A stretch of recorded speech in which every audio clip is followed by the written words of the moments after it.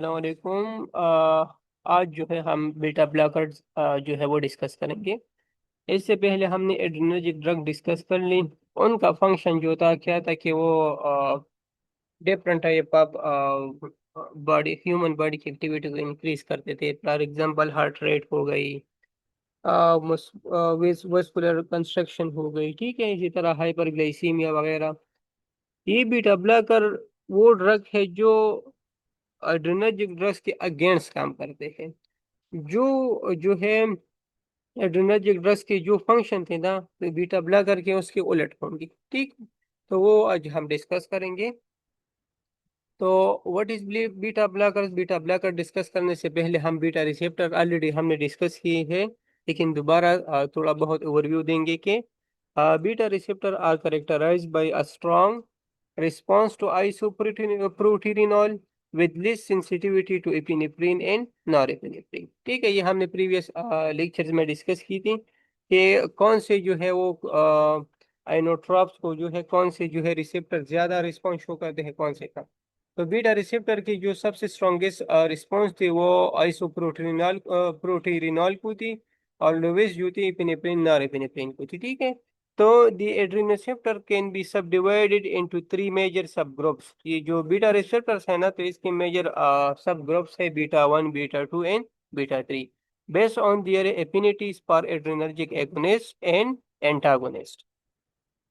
तो जो beta 3 receptors है are involved in lipolysis tissues with a predominance of beta 2 receptors such as the vasculature of skeletal muscles are particularly responsive to the hormonal effect of circulating epinephrine released by the adrenal medulla। तो जो distribution of receptors है beta receptors, तो adrenergically innervated organs and tissues tend to have a predominance of one type of receptors, ठीक है। The vasculature to skeletal muscle have both beta 1 and beta 2 receptors, but the beta 2 receptors predominates, ठीक है। इसी तरह the heart contain predominantly beta 1 receptors। ये कुछ beta blockers drugs है ना, जो हम बीटा रिसेप्टर को ब्लॉक करने के लिए यूज करते हैं। तो इसमें है एसिब्यूटेलॉल, एटिनिलॉल, बिटॉक्सोलॉल, बिसोप्रोलॉल, कार्टियोलॉल, कार्विडिलॉल, एस्मोलॉल, लेबिटालॉल, मेटोप्रोलॉल, नोडोलॉल, निबिविलॉल, पिनब्यूटोलॉल, पेंडोलॉल, प्रोप्रेनोलॉल एंड टाइमोलॉल। ये कुछ जो है वो कैटेगरीज है बीटा ब्लॉकर्स की। तो जो बीटा एड्रेनर्जिक ब्लॉकिंग एजेंट है या बीटा ब्लॉकर्स है ना, तो all the clinically available beta blockers are competitive antagonist. Competitive antagonist का मतलब ये है कि जो बीटा रिसेप्टर्स है ना, तो यहाँ पर जो एगोनिस्ट आते हैं वो एड्रेनलिन है, नॉर एड्रेनलिन है, डोपामीन है, ठीक है। लेकिन जब हम पेशेंट को बीटा ब्लॉकर्स दे देना, तो वो उन एड्रेनलिन, नॉरएड्रेनलिन, डोपामिन के साथ जो है कंपटीशन करते हैं। और कंपटीशन में क्या करते हैं कि वो जो बीटा रिसेप्टर्स है ना, तो इसको एक्युपाई करते हैं। लेकिन जब एड्रेनलिन, नॉरएड्रेनलिन उस बीटा रिसेप्टर के साथ अटैच होते हैं, तो एक्शन पोटेंशियल जनरेट होती है, मीन की contraction of the muscles, increase heart rate. लेकिन जब ये बीटा ब्लॉकर्स जो ड्रग्स है, ये जब उन रिसेप्टर्स बीटा रिसेप्टर के साथ जो है वो अटैच करते हैं, कंबाइन हो जाते हैं, तो ये वो जो एक्टिविटी होती है ना, इसको ब्लॉक कर देते हैं, ठीक है। लेकिन कंपटीशन के थ्रू करते हैं।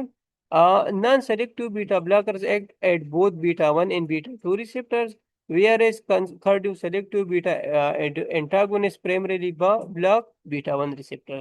ये भी तो आप लोगों को ऑलरेडी जो है मालूम है कि बॉडी में बीटा 1 रिसेप्टर्स है, बीटा 2 दोनों है, लेकिन कुछ ऑर्गन्स में जो है एक डोमिनेंट होगा, दूसरे में दूसरा।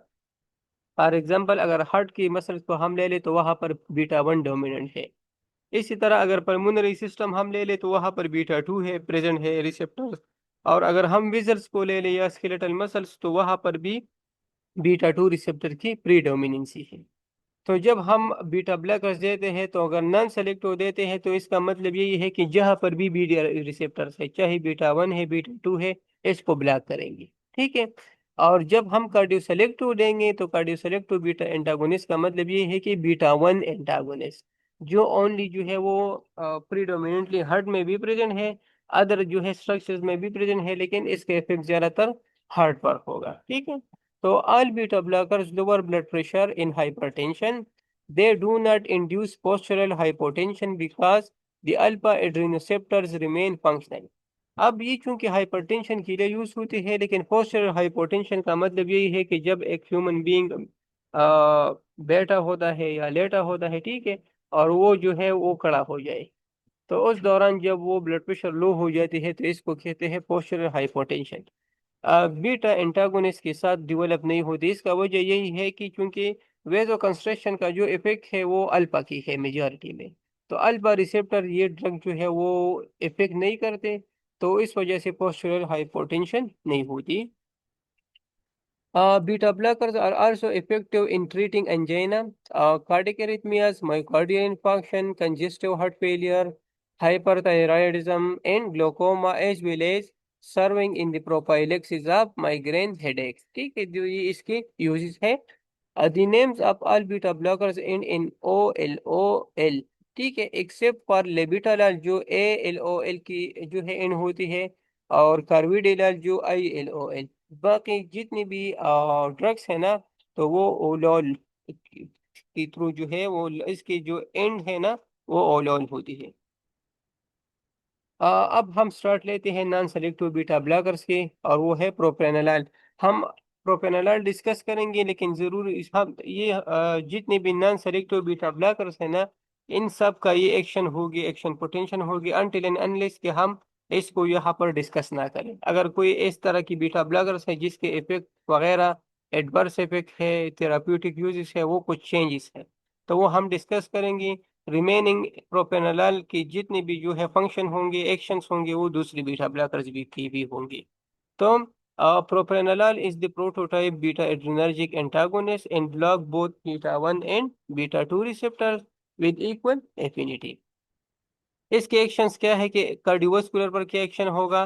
प्रोप्रेनोलॉल diminishes cardiac output having both negative inotropic and chronotropic effect. जिस तरह हमने एपिनेफ्रिन में डिस्कस किया था कि वो पॉजिटिव आइनोट्रोप एंड क्रोनोट्रोप है, heart rate and contractility of the heart को इंक्रीज करता है। प्रोप्रेनोलॉल इसका जो है वो अपोजिट इसका फंक्शन है, negative inotropic and chronotropic effect है, मीन कि हार्ट रेट को भी डिक्रीज होगा और कंट्रक्टिलिटी भी डिक्रीज होगा। It directly depresses sino-arterial and arterioventricular activity। जो ऐसे नोट है इन ए भी नोट है ना, तो इन दोनों की एक्टिविटी को क्या करते हैं? डिक्रीज करते हैं। कार्डियोवास्कुलर पर जो इफेक्ट और है, cardiac output, work and oxygen consumption are decrease by a blockade of beta 1 receptors, and these effects are useful in the treatment of angina. The beta blockers are effective in diminishing supraventricular cardiac arrhythmias, तो इनके लिए भी use होते हैं। Peripheral vasoconstriction, तो blockade of beta receptor prevent beta 2 mediated vasodilation. The reduction in cardiac output leads to decreased blood pressure. This hypotension triggers reflexive peripheral vasoconstriction. No postural hypotension occurs because the alpha 1 adrenergic receptors that control vascular resistance are unaffected। ठीक है, तो ये peripheral vasoconstriction का effect है beta blockers का। Bronco constriction, जो pulmonary system है, तो blocking beta 2 receptor in the lungs of vulnerable patient causes contraction of the bronchicular smooth muscles। ठीक है, मीन की ब्रोंको कंस्ट्रिक्शन को डेवलप करते हैं। इंक्रीज सोडियम रिटेंशन, तो इंक्रीज सोडियम रिटेंशन भी जो है वो बीटा ब्लॉकर्स करते हैं, नॉन सेलेक्टिव बीटा ब्लॉकर्स। वो किस किस मैकेनिज्म के थ्रू? तो reduce blood pressure causes a decrease in renal perfusion resulting in an increase in sodium retention and plasma volume।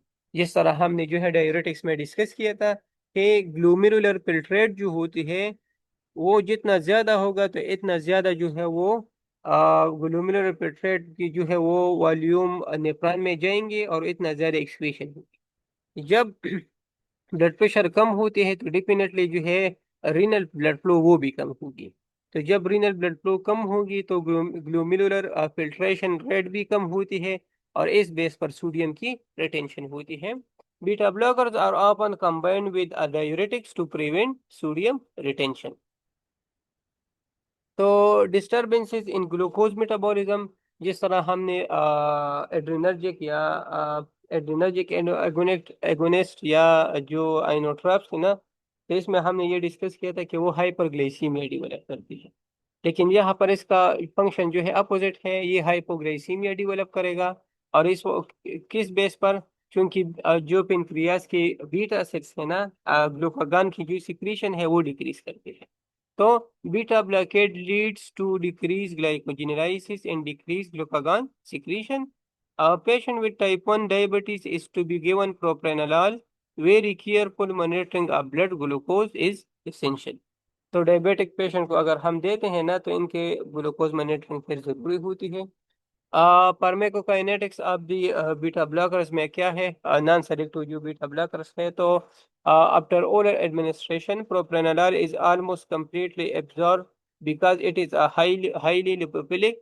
ठीक है, जीआईसी जो है कंप्लीटली एब्जॉर्ब होती है। It is subject to first pass effect and only about 25% of an administered dose reach the circulation. Mean इसका first pass effect जो है वो ज्यादा है, 75% ऑफ दी ड्रग जो है वो लिवर में ब्रेक डाउन इसकी होती है। ठीक है, दूसरी जो ड्यूरेशन ऑफ एक्शन है ना, तो ड्यूरेशन ऑफ द एक्शन जो है इसमें जो duration of action of the different beta blockers है ना, तो इसमें जो स्मोलाल है इसका ओनली 10 मिनट्स है, एसीब्यूटोलाल का 3 to 5 आवर, पेंडोलाल का 3 to 4 आवर, मेटोप्रोलाल का 3 to 4 आवर है, प्रोप्रेनोलाल 4 to 6 आवर है, टाइमोलाल 4 to 6 आवर है, लेबिटोलाल 4 to 6 आवर, कार्बिडिलाल 7 to 10 आवर्स है, निबिविलाल 10 to 30 आवर एंड साथ में नोडालाल 14 to 24 आवर। जो थेराप्यूटिक इफेक्ट्स है ना बीटा ब्लॉकर्स का, तो ये हाइपरटेंशन के लिए यूज होती है। और हाइपरटेंशन में मेनली क्या करते हैं? रेनिन इनहिबिशन करते हैं। जिस तरह हमने बीटा एगोनिस्ट में या एड्रिनर्जिक एगोनिस्ट में ये डिस्कस किया था कि वह रेनिन की सिक्रीशन इंक्रीज होती है, और इस वजह से क्या होता है कि एंजियोटेंसिन 2 पर वेजो कंस्ट्रक्शन काज करते हैं। यहाँ पर चूंकि रेनिन की इनहिबिशन होती है, रेनिन नहीं होगी तो एंजियोटेंसिन 2 नहीं बनेगी, और फिर वो वेजो कंस्ट्रक्शन काज नहीं होगी। ठीक है, तो हाइपरटेंशन के लिए यूज होते हैं। दूसरे जो एंजाइना है इनके लिए यूज होते हैं, माइकोर्डियल इन्फाक्शन के लिए, माइग्रेन जो हेडेक है इनके लिए भी यूज होती है, और साथ में हाइपर थायराइडिज्म के लिए भी यूज होती है। एडवर्स इफेक्ट ऑफ दी जो है टाइमोलाल एंड नूडालाल का, तो sorry, adverse effect of the beta blockers में का जो है वो ब्रोंको कंस्ट्रक्शन है। अगर हम इस तरह एस्थमेटिक पेशेंट को दे दे due to beta 2 effect, arrhythmias cause करते हैं, मेटाबॉलिक डिस्टर्बेंसेस काज करते हैं due to glucagon disturbances, fatigue cause करते हैं। ठीक है, और साथ में सीएनएस इफेक्ट। तो ये इसके कुछ एडवर्स इफेक्ट है बीटा ब्लॉकर्स की, नॉन सेलेक्टिव बीटा ब्लॉकर्स की। अब नॉन सेलेक्टिव बीटा ब्लॉकर्स में ये जो टू ड्रग है ना, टाइमोलाल एंड नाडोलाल, इनका कुछ इफेक्ट डिफरेंट है as compared to propranolol and other non selective beta blockers. तो timolol and nadolol also block beta 1 and beta 2 adrenal receptor and are more potent than propranolol. ठीक है, इसका जो पोटेंसी है ना, तो ये इसका ज्यादा है। वो पोटेंसी अगर हम बेनिफिशियल ले ले तो वो मीन कि अगर हाइपरटेंशन की रिडक्शन ये ज्यादा कम करते हैं, रिड्यूस करते हैं एज कम्पेयर टू प्रोप्रेनॉल। इसी तरह एडवर्स इफेक्ट इसका भी जो है कुछ ज्यादा होती है। Nadolol has a very long duration of action. Timolol reduce the production of aqueous humour in the eye. ठीक है, तो it is use topically in the treatment of chronic open angle glaucoma and systemic treatment of hypertension. ठीक है, तो टाइमोलाल जो है वो आई drop की फॉर्म में भी आते हैं। इस तरह जो सेलेक्टिव बीटा 1 एंटागोनिस्ट है या सेलेक्टिव बीटा ब्लॉकर्स है ना, तो उसमें कौन कौन से ड्रग्स है? तो drugs that preferentially block the beta 1 receptors have been developed to eliminate the unwanted bronchoconstrictor effect of propranolol. Mainly जो अस्थमेटिक पेशेंट होते हैं, cardioselective beta blockers such as acebutolol, atenolol, and metoprolol antagonize beta 1 receptor at doses 50 to 100 fold less than those required to block beta 2 receptors. ये इसका selectivity according to those है। अगर dose को हम बढ़ाते हैं ना, तो फिर ये दोनों को, beta one and beta two दोनों को ब्लॉक करते हैं। लेकिन अगर डोज कम होंगे तो इस बेस पर क्या है कि इसका सिलेक्टिविटी फिर बीटा वन के लिए होती है। ठीक है। तो this cardio selectivity is most pronounced at low doses and is lost at high doses.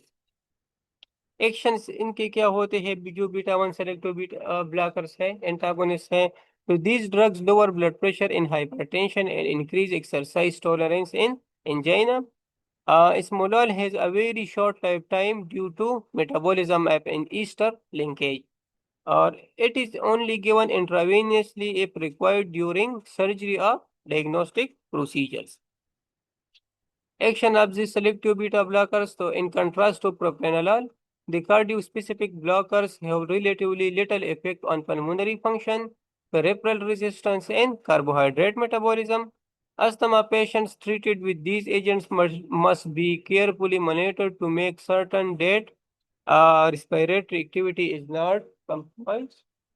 Nebivolol also has vasodilator properties mediated by nitric oxide। ठीक है।